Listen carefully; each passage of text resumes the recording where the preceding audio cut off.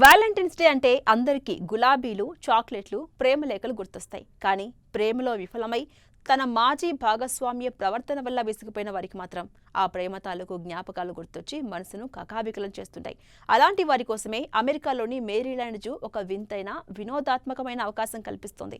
ముఖ్యంగా మీ ఎక్స్ ప్రవర్తన మరీ కంపు కొడుతోందని మీకు అనిపిస్తే ఆ కోపాన్ని తీర్చుకోవడానికి జంతువుల పేడకు వారి పేరు పెట్టొచ్చని జూ యాజమాన్యం ప్రకటించింది. మేరీలాండ్ జూ ఈ వినూత్న నిధుల సేకరణ కార్యక్రమానికి డాలర్స్ ఫర్ డంగ్ అని పేరు పెట్టింది. దీని ప్రకారం ఎవరైనా కేవలం $5 అంటే భారత కరెన్సీ ప్రకారం సుమారు $400 చెల్లించి జూలోని జంతువుల విసర్జితానికి తమ మాజీ ప్రేమికుడు లేదా ప్రేమికురాలి పేరు పెట్టొచ్చు. ఇలా పేరు పెట్టినందుకు గుర్తుగా జూ యాజమాన్యం సదరు వ్యక్తికి ఒక అధికారిక PDF ధృవీకరణ పత్రాన్ని కూడా ఇస్తుంది.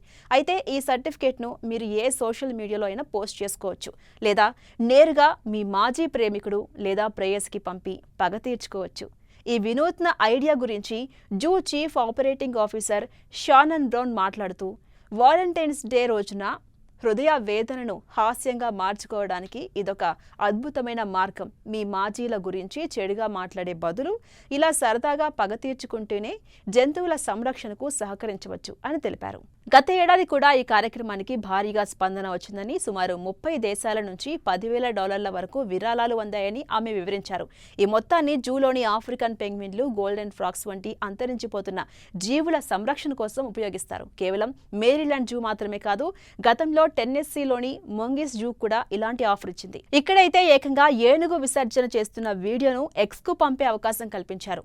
మీకు నచ్చని పొరుగువారున్నా, వేధించే బాసున్నా, లేక విసిగించే అత్తగారున్నా ఎవరి పేరైనా ఈ విసర్జితానికి పెట్టొచ్చు అంటూ ఆ జూ చేసిన పోస్ట్ అప్పట్లో తెగ వైరల్ అయింది. లవ్ స్టింగ్స్ అనే ట్యాగ్ లైన్ తో సాగుతున్న ఈ క్యాంపెయిన్ ఇప్పుడు ప్రపంచవ్యాప్తంగా నెటిజన్స్ ను ఆకర్షిస్తోంది.